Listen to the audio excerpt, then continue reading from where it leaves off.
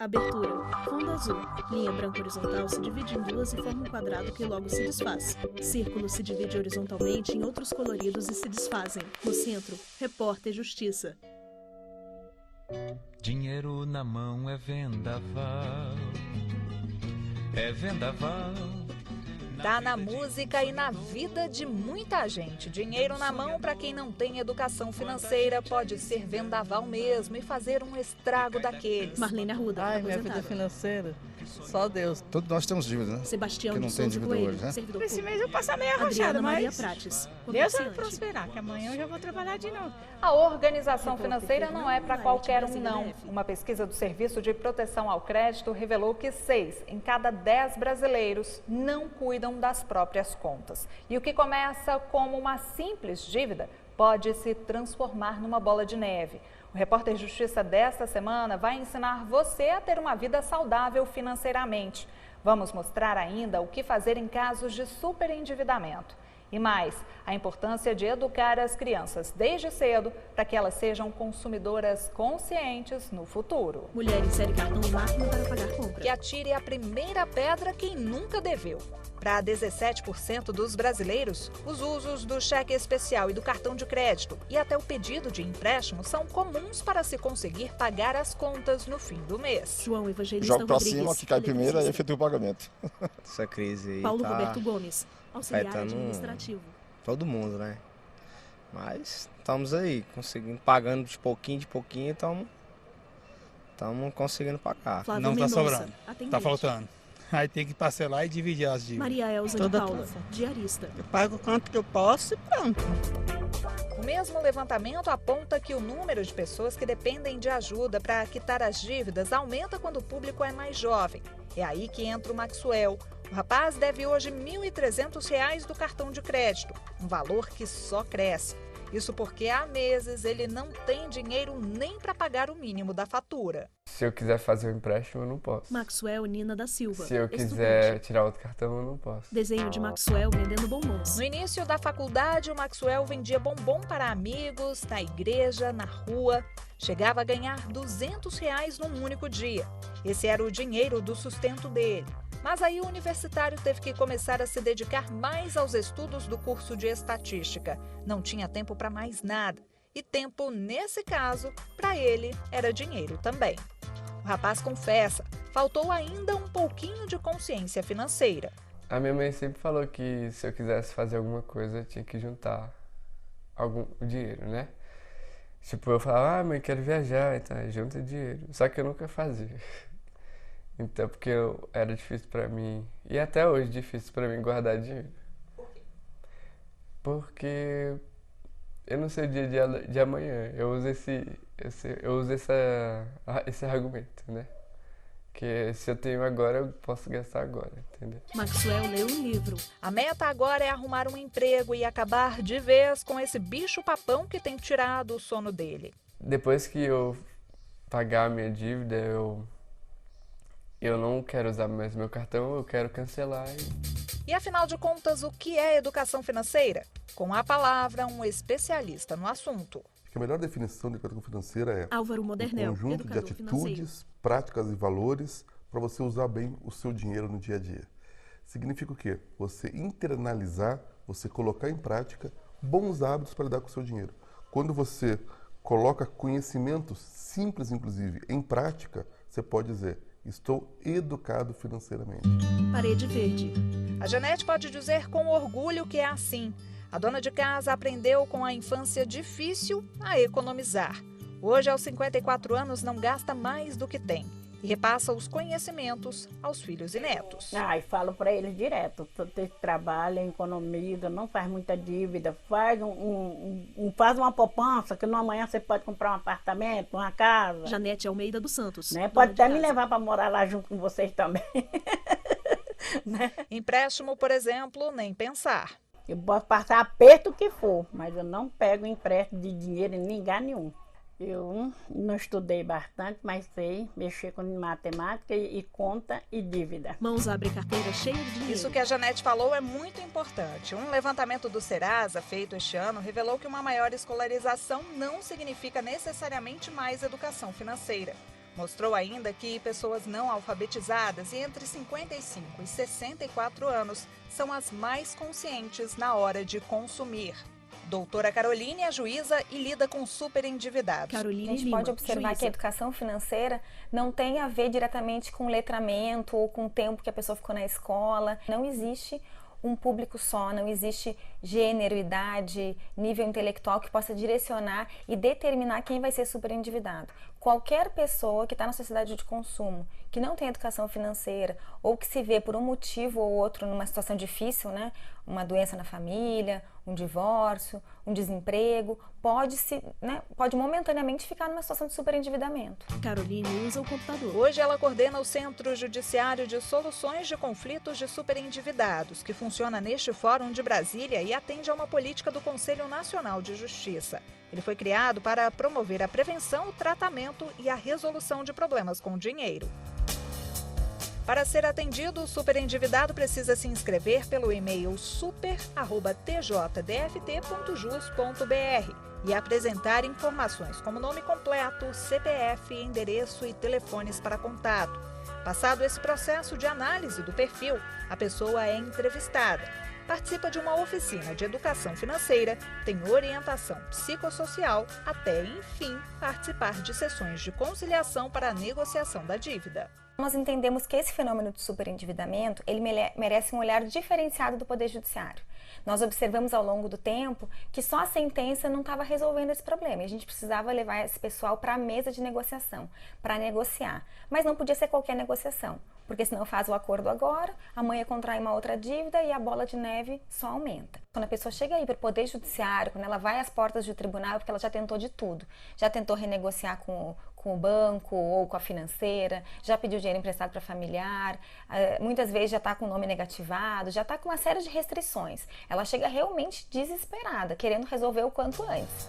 O objetivo é que o superendividado saia com outro olhar sobre o dinheiro.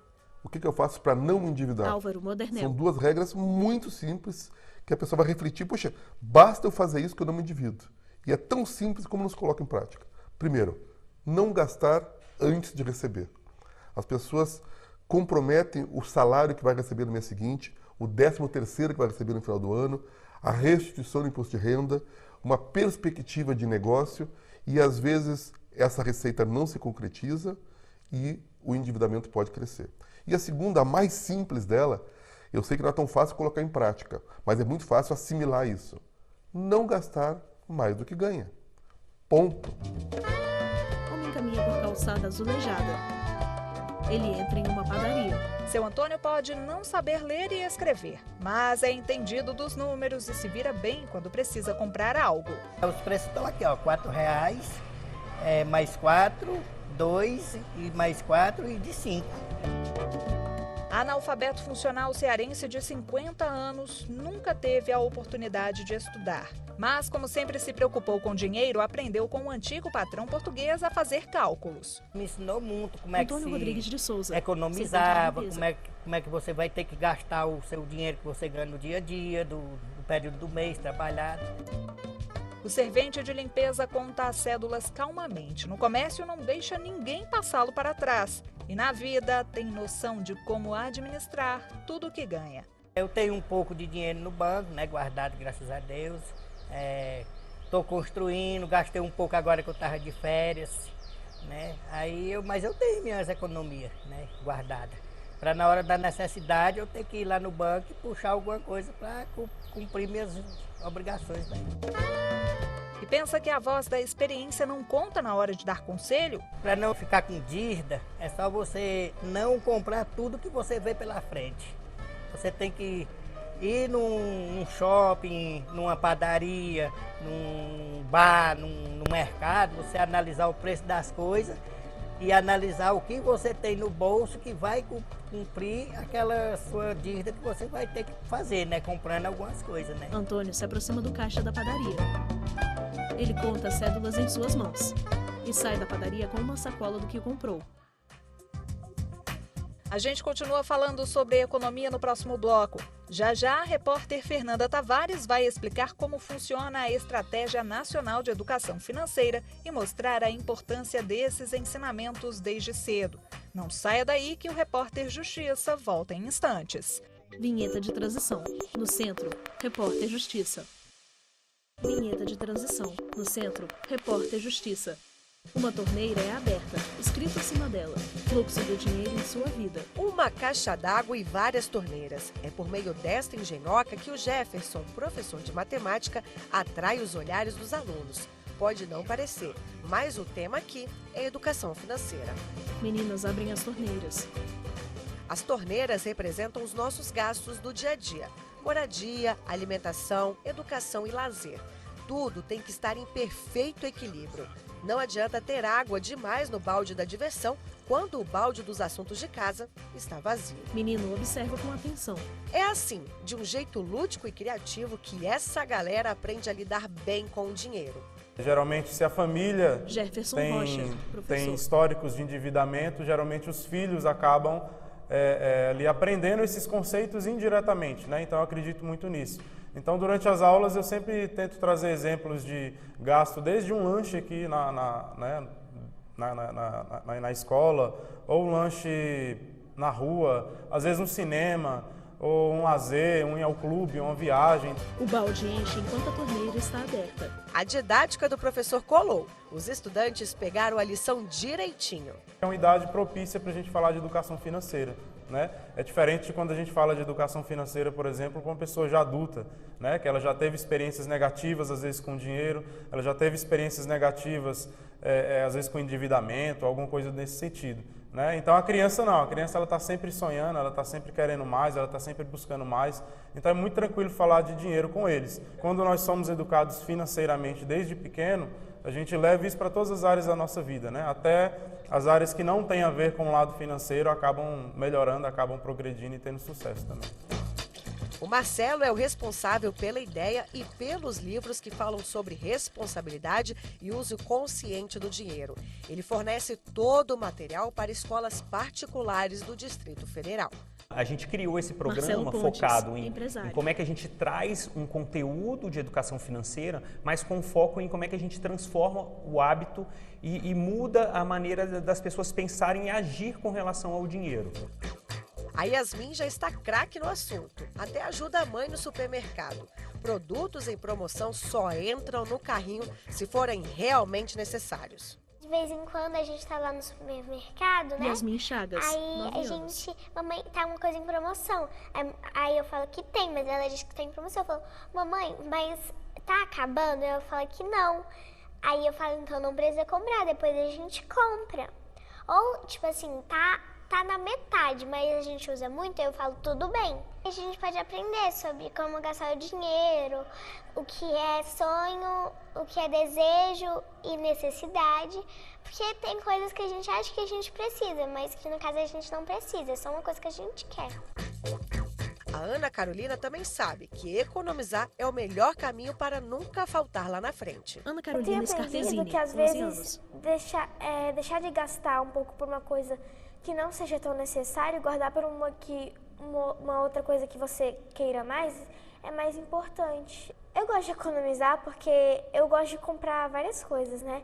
E às vezes, quando eu já tenho esse dinheiro guardado e tiver uma coisa que eu queira, um pouco mais cara, eu já ter como comprar quando eu quiser. Marcelo enche a caixa d'água. Menina abre a torneira. Balde branco escrito: despesas. Em 2010, o governo federal decidiu incentivar as escolas a desenvolver em sala de aula metodologias sobre educação financeira. O decreto 7.397 criou, então, uma estratégia nacional voltada para isso. As aulas de português devem mostrar, ao mesmo tempo, situações de gramática e dinheiro. Já as aulas de história devem levar situações de endividamento ao longo do tempo. Hoje, esse tema da educação financeira, por estar na base nacional como curricular, ele é orientado, recomendado para que os professores trabalhem esse tema em todas as disciplinas, porque ele é um tema transversal. Fachada de colégio. Segundo o censo escolar, havia no Brasil, em 2017, mais de 184 mil escolas distribuídas nos mais de 5.500 municípios. Desse total, 78% eram colégios públicos e 22% privados. Ao todo, 131 mil instituições ofereciam educação fundamental e 28 mil ensino médio. Eram mais de 2 milhões de professores para 48 milhões de estudantes. Os números indicam a complexidade de se inserir educação financeira nas escolas do país. Isso sem considerar fatores como diferentes realidades socioeconômicas e níveis de investimento por aluno. A estratégia da educação financeira é principalmente que os jovens aprendam a fazer cálculos de juros, conheçam juros compostos, saibam identificar taxas de juros de cartão de crédito, de cheque especial e saibam administrar financeiramente. Só para você ter uma ideia, após a implantação da estratégia da educação financeira nas escolas, que já passou por mais de 28 mil estudantes, cerca de 892 escolas já implantaram e já passaram pela estratégia de educação financeira.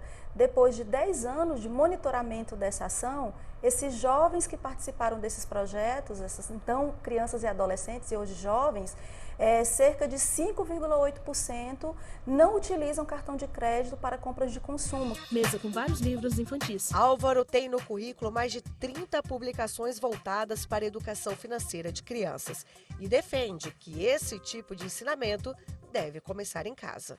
Dentro de casa, Álvaro Modernel, reforçado na escola, são os melhores ambientes para as crianças receberem educação financeira, para que elas sejam preparadas, que elas sejam sensibilizadas para a importância da educação financeira em nossas vidas. Ora, se a educação começa em casa, se ela é reforçada na escola e as crianças chegam à adolescência, chegam à juventude, à vida adulta, já com essa bagagem, já com essa sensibilização, a expectativa que nós temos é que teremos uma geração melhor preparada para lidar com o dinheiro no dia a dia. Mãe e filha leem livro. Na casa da Meg, esse é um assunto sério. A Maria Carolina, filha da servidora pública, começou a ter o contato com os primeiros cálculos bem pequenininha. Ela tem 8 anos de idade, desde os 5 Meg Gomes, anos a gente já introduziu realmente essa questão da educação financeira aqui em casa. Sempre naquele sentimento de que ela possa aprender desde cedo para ser uma adulta responsável, conquiste seus sonhos de forma sustentável, sem o endividamento. Então, ela já conquistou, inclusive, alguns sonhos com essa economia, com esse poupar. Ela já pratica. Todas as moedinhas que ela vê em casa ou que a gente tem de troco, a gente dá para ela. Não só moedinhas, dá as notinhas também. E ela faz uma divisão. Ela vai lá e compra o lanche e o que sobra ela guarda. E sabe onde a menina guarda tudo que ganha? Nestes 3 cofrinhos de tamanhos diferentes. O maior é para um sonho a longo prazo, como uma viagem, por exemplo. É que a Maria Carolina um dia quer conhecer a neve. O cofre do meio é para os desejos de valores intermediários, como a bicicleta que ela pretende comprar daqui a alguns meses. E o menor é para as pequenas despesas. Maria Carolina Cada vez Gomes, que você 7 poupa, anos. você ganha uma coisa. E quando você ganha uma coisa, você fica feliz. Meg e Maria leem sentadas à mesa. A mãe não esconde o orgulho de ver a filha repassando conhecimento de casa para outros amigos da escola. Ela é uma multiplicadora muito mais rápida até do que os adultos. Então, aqui em casa tem muito efeito. Eu agradeço bastante, porque a minha filha, do jeito que ela já multiplica para os coleguinhas também. E já está contagiando o meu filho de 22 anos, que não começou desde cedo, mas hoje ele já aprende também aqui, né? A Maria Carolina de vez em quando dá as lições nele. Ah, eu não tenho dinheiro para pagar a passagem do ônibus. Você não economizou? Eu falo assim, ó. Amigo, você tem que poupar. Se você quer ganhar alguma coisa, você poupa. Maria está com livros nas mãos. Maria coloca moedas em cofre no formato de porquinho. Pessoa conta cédulas em suas mãos. E veja daqui a pouco como sair das dívidas e conseguir uma vida financeira mais tranquila. Vamos contar a história de uma professora que em 1 ano conseguiu se livrar dos juros do cartão de crédito e passou a se sentir aliviada com as contas que chegam no fim do mês. O Repórter Justiça volta em instantes. Vinheta de transição. No centro, Repórter Justiça. Vinheta de transição. No centro, Repórter Justiça. Professor Jefferson enche a caixa d'água. Menina abre a torneira. Você já viu aqui no Repórter Justiça que a educação financeira deve começar desde cedo. Mas se isso ainda não aconteceu, fica a dica. Sempre há tempo para aprender. Nesta cooperativa de crédito, funcionários e voluntários são treinados para ensinar quem não tem um conhecimento avançado de economia. É nas ruas que eles mostram na prática como fazer o dinheiro render. Escritório com computadores. O Fabiano é administrador de empresas e faz parte do projeto. Ele ajuda principalmente as comunidades carentes. Só este ano, viu a cooperativa fazer mais de 4.500 ações do tipo no país. A gente ensina um pouco das pessoas o que ela precisa fazer para ela poupar, para ela entender como é que funciona o seu fluxo de caixa e para essa pessoa principalmente poder realizar seus sonhos, né? Seja de comprar uma casa, construir a sua casa, comprar um carro, enfim. Então a gente traz um pouquinho de esperança a essas pessoas que não tendem ou então não tiveram nenhum tipo de educação financeira. Normalmente são pessoas de mais baixa renda, mas assim, principalmente são pessoas que às vezes até conseguem fazer um certo milagre com tão pouco de salário que recebem e até com um grande número de pessoas desempregadas na família. Então eu acho que o nosso trabalho é até propiciar essa pessoa um pouco mais de entendimento para ela poder fazer daquele salário do que ela recebe um pouco a mais para a família dela. Homem faz gestos. O principal projeto foi batizado de Clínica Financeira. O nome sugestivo é para tirar o brasileiro do sufoco. A gente vai para a praça, né, com o nosso grupo de voluntários, que é especialista, né, em finanças, para orientar as pessoas que Luiz tenham Edson necessidade, Feltrin, superintendente do de Cicobi. Aprender um pouquinho como administrar os seus recursos, ou como administrar suas dívidas, ou como fazer um orçamento, né, como fazer a gestão das finanças pessoais. É nessa toada que a gente aplica as clínicas financeiras. É importante você cuidar da saúde financeira. As pessoas precisam. Tá? Quando você fala em questão financeira, você pensa muito no crédito que as pessoas tomam, né? Em qualquer uma das formas. As iniciativas envolvem palestras para pessoas de várias classes sociais e faixas etárias. O Se Liga Finanças, por exemplo, foca nos jovens e vai para a sala de aula mostrar noções econômicas básicas. Esse é um workshop de um dia em que você fala muito sobre finanças pessoais, gestão das finanças pessoais, né? Sobre endividamento, né? Sobre o que é custo, o que é valor das coisas, né? Então você para esse jovem, né, que está entrando ou saindo da universidade, indo para a força de trabalho, muitos deles tendo o primeiro emprego, né? Então como eu vou administrar o recurso? Então, é uma faixa etária muito importante de você colocar a educação financeira. Mulheres a computador. A intenção é evitar que o jovem de hoje se torne um funcionário frustrado no futuro. É que aqui no Brasil, 42% dos trabalhadores com altos níveis de preocupação financeira demonstram desatenção e pouca produtividade nos empregos. Além disso, 22% perdem a paciência com colegas de trabalho em função desses problemas que atingem diretamente o bolso. Mãos contam dinheiro. Aprender sobre educação financeira também ficou mais fácil na era da internet. Por aqui, é possível não apenas se informar, como também montar planilhas. Nas redes sociais encontramos diversos vídeos de pessoas que entendem muito do assunto. Nas mídias sociais. Este é o Roberto Navarro, um dos queridinhos quando o assunto é dinheiro no bolso.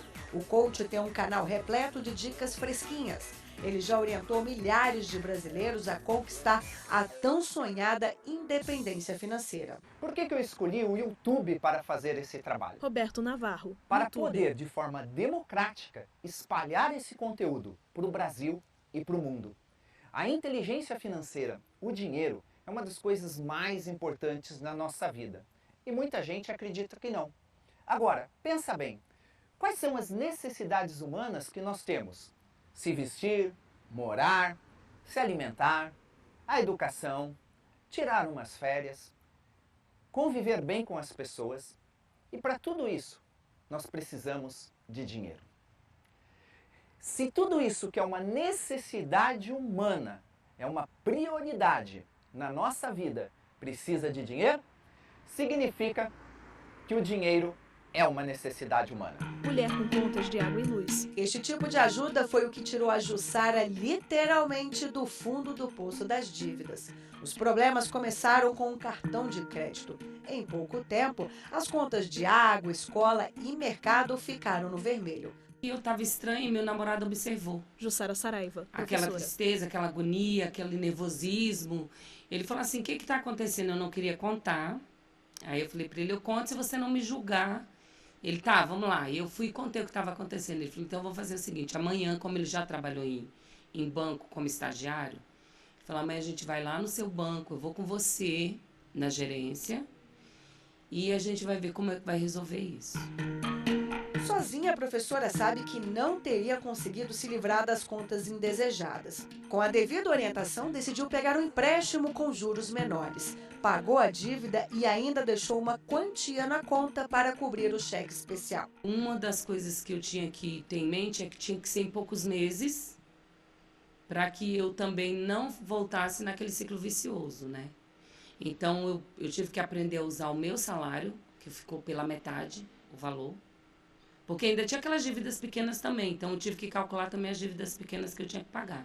Fora o cartão, fora o cheque especial, ainda tinha as pessoas que eu devia. Jussara guarda canetas em caixa de plástico. Ela aprendeu a lição e hoje em dia não gosta de cartão de crédito por acreditar que as dívidas acumuladas a prazo não precisam entrar no orçamento. Você vai ter que olhar para o que você quer e perguntar, eu preciso? Tem necessidade mesmo? Eu não posso esperar um pouquinho?